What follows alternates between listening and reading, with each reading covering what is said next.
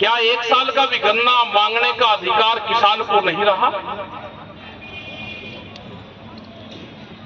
10 फरवरी तक ये तय हुआ कि पिछले साल का भुगतान हम कर देंगे, इस साल का कौन करेगा?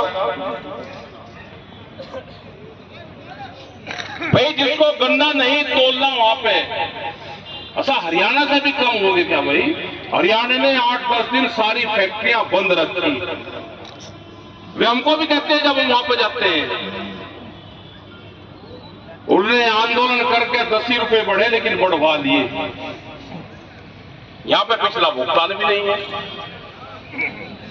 देखो अपने ट्रैक्टर ट्रॉली लेके आ जाओ, नहीं तो बचना कुछ नहीं है। चुन चुन के एक रुपये हाथ डाल रहे, मुकदमे दर्ज करके जेलों में भेजेंगे। ये डराने धमकाने का काम करते हैं। पिछले साल का भी भुगतान नहीं है, क्या एकदम चीजें करोगे? जो कोई बोल रहा झूठे मुकदमे में जेल, मुकदमे लिख दिए डाल दिए, वे अधिकारी फिर चले गए, फिर बात करते रहो किस्सा करोगे जी, हमको तो पता नहीं, पहले वाले चले गए जी। बहुत इशू हैं, उन इशू पे बात कर ले। अधिकारी आएंगे यहां पे, करेंगे उनके हाथ में क्या है।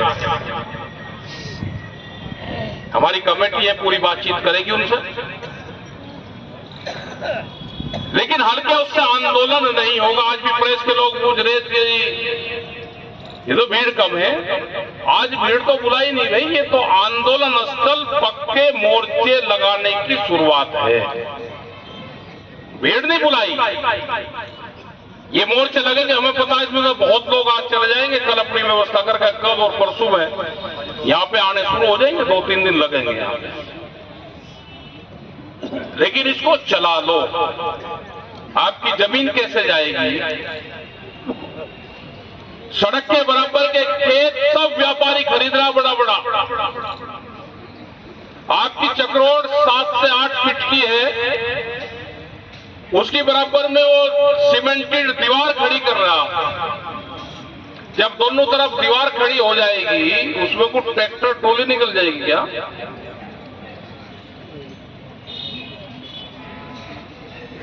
ये आंदोलन चलाने पड़ेंगे, मुकदमे होंगे आपके खिलाफ। जो शहर के अंदर व्यवस्था है कि एक दुकान अगर टूट के दोबारा बनती है तो 3 फीट पीछे बनती है।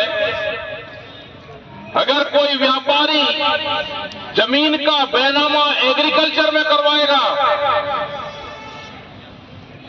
कृषियों के भूमि का बैनामा कृषि में करवाएगा और फिर चक्रोड़ पे दीवार खड़ी करेगा, या तो दीवार 3 फीट पीछे खड़ी कर ले, नहीं तो वे दीवारें भी तोड़नी पड़ेगी। तोड़नी यह अधिकारी भी यहां पर कर ले। अगर किसी ने दीवार खड़ी करी तो जो शहर में कानून है उसको लागू कर दे, 3 फीट पीछे हट कर दीवार खड़ी करे। एक बड़ा षड्यंत्र रचा जा रहा कि दीवार खड़ी कर दो, पिछली जमीन सस्ती मिलेगी। हाईवे की सब जमीन चली गई। क्या जमीन बेच के कोई जमीन खरीद सकता है? फिर ये जितने भी नौजवान हैं जिनके नाम जमीनें हैं, उनके बाप दादाओं के, जमीन बेच के घर ना बनाओ। ये समझ लो कि हमारे पास में जमीन नहीं है, अपना रोजगार कुछ भी ढूंढ के उससे अपने मकान बनाओ। जमीन बेच के घर बनाओगे तो घर ही रहेंगे, जमीन चली जाएगी। आने वाली तीसरी पीढ़ी को रोजगार भी नहीं मिलेगा। जैसे बिहार का हाल हुआ रहा, सब लोग कहते हैं जी बिहार के लोग मजदूरी करने नहीं आ रहे जी। आप उनसे पूछोगे तो बिहार के लोग वे हैं कि जिनके पास में आपसे ज्यादा जमीन नहीं है। लेकिन सबसे पहले बिहार को बर्बाद करा।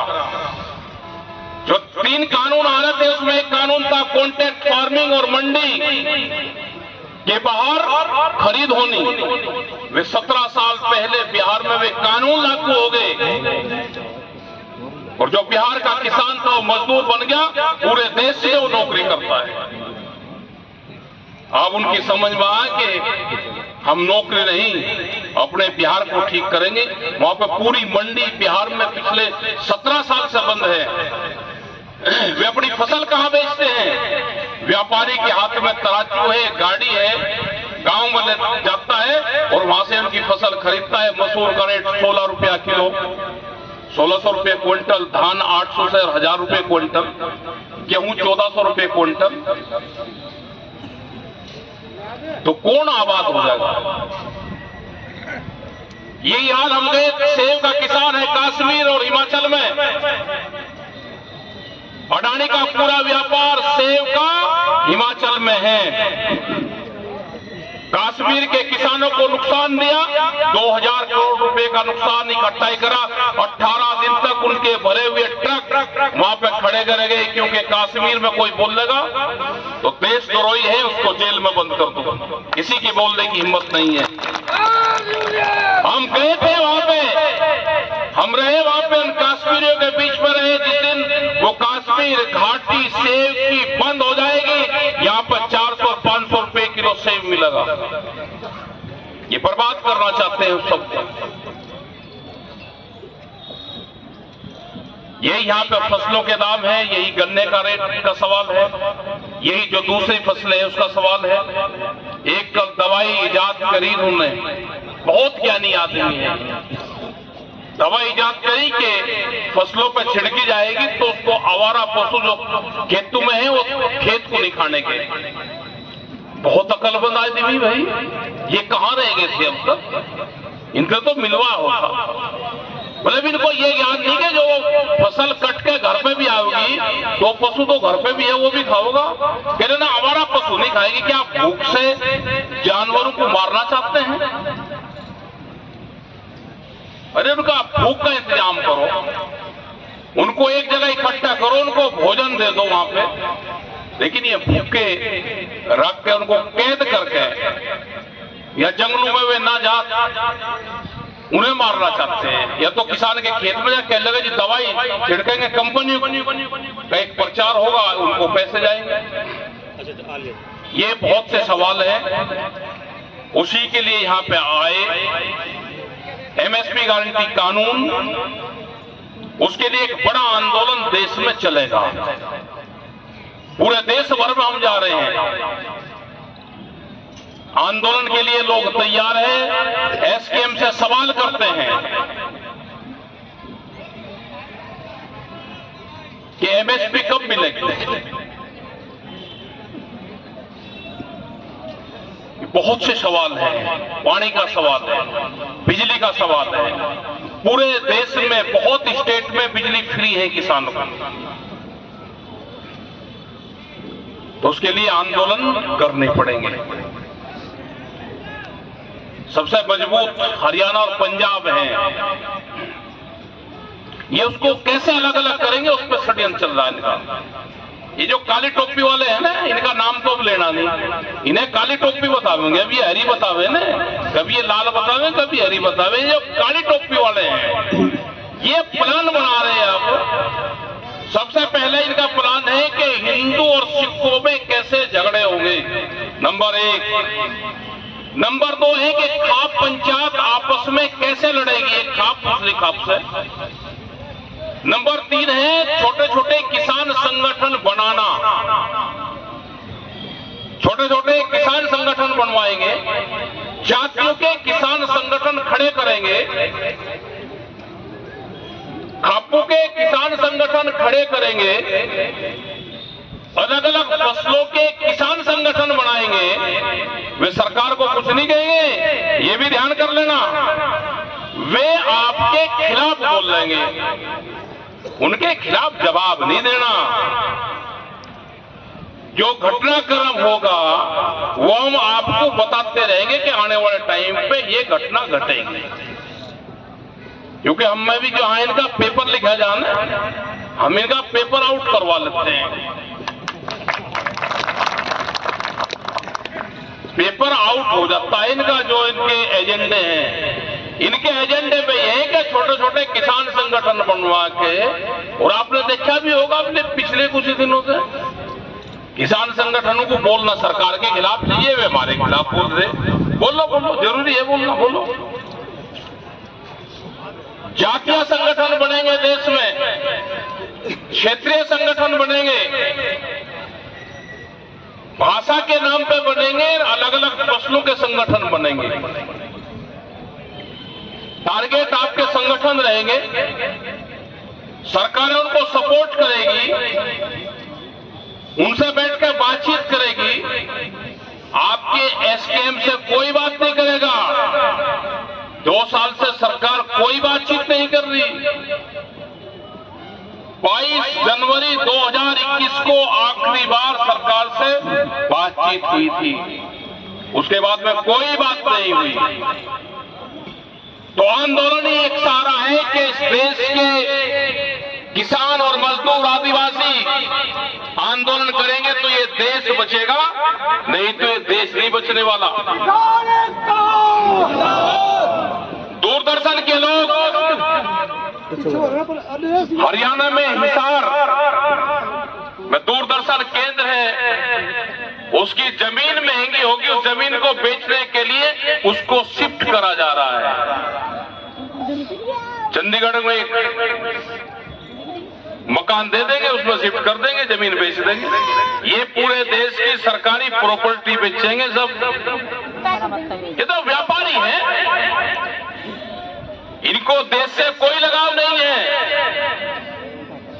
इनके काली टोपी वालों के मुख्यालय में कभी ये तिरंगा नहीं फहरा, अपना झंडा फहराते थे अपना। इनको कोई लगाव इस तिरंगे से नहीं है। वही काली रात है, आज का दिन वही है जब ये षड्यंत्र रच रहे थे। देश 26 जनवरी का जश्न मना रहा था। हम 4 लाख से ज्यादा ट्रैक्टर लेकर दिल्ली में थे, 25 लाख आदमी थे। हमारे पास में 10 लाख तिरंगे नेशनल फ्लैग थे। दिल्ली की जनता फूलों से वर्षा कर रही थी और ये षड्यंत्र काली टोपी वाले लोग षड्यंत्र रच रहे थे, कैसे फंसाने का काम करा जाएगा। ये 26 तारीख से पहले प्लान बनाना शुरू कर दिया इन्होंने। 26, 27, 28 तारीख को ये प्लान बनाते रहे किसानों को फंसाने का। माओवादी, खालिस्तानी, अफगानी, पता नहीं कितने नाम दिए। ये काली रात यही बनेगी और आगे भी मनक रहेगी। हम 24, 25, 26 तारीख में आया करेंगे। पूरे देश से आह्वान हमने किया संयुक्त मोर्चे से कि जब जब इन्होंने षड्यंत्र रचा, वे काली रातें हम सड़कों पर बिताया करेंगे। 3-3, 4-4 दिन हम सड़कों पर रहेंगे। हमारे ट्रैक्टर भी सड़कों पर चलते रहेंगे, क्योंकि 10 साल पुराना ट्रैक्टर पूरे देश में तोड़ने का काम करेंगे, जैसे 10 साल पुरानी गाड़ियों को अब बंद करने का काम कर रहे हैं। ऐसे ही ये ट्रैक्टरों को तोड़ने का काम करेंगे। कोई किसान ऐसा है कि जो 10 साल में अपना ट्रैक्टर बदल देगा? यही मुजफ्फरनगर में अभी एक अधिकारियों ने करीब 8-10 ट्रैक्टरों के चालान काटे। एक का चालान काटे 1,35,000, 65,000, 70,000, मतलब करीब 10-12 ट्रैक्टरों का। वे किसान होंगे, वे मजदूर थे, वे भूमिहीन किसान हैं जो अपना गुजारा बसर ट्रैक्टर चला कर रहे हैं। 1,35,000 रुपए का चालान कोई आदमी भर देगा? मुजफ्फरनगर में क्या ये आरटीओ और यही हो गए कि ये पूरी व्यवस्था सुधार देंगे? मतलब हालात खराब कर दी पूरी। इन समस्याओं के लिए यहाँ पे आए। गाड़ियों से आंदोलन नहीं होगा, गाड़ियों से कुछ नहीं होगा कि गाड़ियों से आप आंदोलन चला जाओगे। गाड़ियों से आंदोलन नहीं होगा। आंदोलन यहाँ पे टेंट लगा के होगा, टेंट लगा के। अपने आज कल यहाँ पे टेंट लगा लो, जिंदा रहना है तो आंदोलन में आ जाओ। जिंदा हो तो आंदोलन में आ जाओ, आने वाले पीढ़ी के लिए आ जाओ, नहीं तो वे तो आंदोलन के लायक भी नहीं रहेगी। आपको फसाद या महंगाई कहां से कहां चले गई, आपको लगा दिया एक वो बागेश्वर महाराज आएंगे कहीं से निकल के, उसका पूरा प्रचार चल रहा। यहाँ पे किसानों का क्या हाल है, मजदूरों का क्या हाल है, उसको कोई नहीं कह ले जी, वो बता रहा जी उस पर, क्योंकि प्रेस वालों को भी क्वेश्चन दे दिए, पूछना भाई जो भी इलेक्शन है जो उसकी भी बात करनी, हमारे गन्ने की कोई करनी ना जी, उसकी भी बात करनी, जो भी इसके लिए रखे जी, आप तो उनके खिलाफ हो। हाँ भाई हम खिलाफ हैं, हम सरकारों के खिलाफ हैं, ये सरकारें कान खोल कर सुन ले, जो भी किसानों के खिलाफ फैसले आएंगे हम उस हर सरकार के खिलाफ रहेंगे, हम किसानों के साथ में रहेंगे। अगर बिहार में लाठीचार्ज हुआ तो हम 16 तारीख को वहां पे भी गए, अगर छत्तीसगढ़ में नया रायपुर बस रहा है तो हम वहां पे भी गए, अगर जमीन अधिग्रहण राजस्थान में हुई तो वहां पे भी गए, हरियाणा में आंदोलन चला तो वहां पे भी गए। हम सरकारों के खिलाफ जाएंगे, जो सरकार किसानों के खिलाफ फैसले लेगी हम उस हर सरकार के खिलाफ जाएंगे, और जो सरकार की मदद जो पार्टी करेगी हम उसके भी खिलाफ रहेंगे। ये कान खोल कर सुन लेना, ये कान खोल कर सुन ले, जो भी पार्टी ऐसी सरकारों के पक्ष में जाएगी हम उस पार्टी के भी खिलाफ रहेंगे। और देश का मिजाज है, ये उद्गम स्थल है मुजफ्फरनगर की धरती, ये सब लोगों ने इनको सिर माथे पे बैठाया, सब लोगों ने सिर माथे पे बैठाया, पूरे देश में सत्ता पे काबिज हुए। और आज देश का मिजाज ये है कि पहले इनके पास में एक सीट थी विपक्ष के, 8 सत्ताधारियों के पास में थी, आज उल्टा है। यही देश का मिजाज है कि आज एक इन पे है और 8 दूसरों पे है, यही देश का मिजाज है। ये धोखेबाज है, देश के संविधान को नहीं मानते। देश में ये पॉलिटिकल पार्टी अपना काम करे, हमारे से बगल रहे, जो विपक्ष है वो भी हमारे से बगल रहेगा, अपना काम कर ले जो इनको करना। हमारा आंदोलन का काम है, इलेक्शन का नहीं। हम समय समय पे अपनी बात बताते रहेंगे, अपने काम कर ले सब काम। ये देश को बर्बाद करने पर लगे हुए हैं, इससे देश को बचाना है तो एक ही रास्ता है कि किसान, मजदूर, आदिवासियों को आंदोलन का रास्ता अख्तियार करना पड़ेगा। बगैर आंदोलन के बचेगा नहीं। बहुत लोग आपके बीच में आएंगे, बहुत लोग आपको छोड़कर चले जाएंगे, घबराने की उसकी जरूरत नहीं। क्या पता किसकी क्या मजबूरी है जाने की। अपने काम पे ध्यान दो, अपने झोपड़ी पे ध्यान दो, अपने पुरानी पे ध्यान दो, अपनी पाती पे ध्यान दो और अपने लंगर भंडारे पे ध्यान दो। अपने बापाओं ने जिन्होंने आंदोलन में, दिल्ली के आंदोलन में भी जिन्होंने बहुत बड़ा सहयोग गुरुद्वारों ने दिया, जिस तरह से उनके लंगर भंडारे चलते थे, हमारे भी ऐसे ही लंगर भंडारे चलने चाहिए। वो हमने सारी चीजें सीख ली और आने वाले टाइम पे जब यहाँ पे ये शुरू हो जाएगा, नोता प्रथा भी अब चलेगी कि एक दूसरे ब्लॉक को नोता दिया करेगा कि कल शाहपुर ब्लॉक की दावत है, पहले दिन पूड़े बांटा करेंगे सबको नोते में गुलगुले। भाई कल आपका नहीं हमारे चुल्लाना उतरेगा, अगले दिन अगले ब्लॉक का चुल्लाना उतरेगा। ये चुल्लाना परंपरा भी चलनी चाहिए। पूड़े जो है ना सीबीआई से भी ज्यादा काम करें। जो पूड़ा है ना, जो गुलगुला है गांव में देखा, मगर भाई इसकी कीमत का पता दिया ना, कीमत का नहीं पता। मका ये पुलिस डिपार्टमेंट और सीबीआई आईबी से भी भयंकर चीज है। ये गांव में किससे दुश्मनी है, ये 5 पूड़े बताते हैं। अगर वो लेन देन है, कोई ये कह दे नहीं मुझे नहीं लेने भाई, ये तो इसका मतलब ये नाराज है। तो भाई ये लेन देन, यहाँ पे पूड़ों का लेन देन भी चलेगा। पहले दिन का नोता दिया जाएगा और ये चूल्हा नोत चलेगा।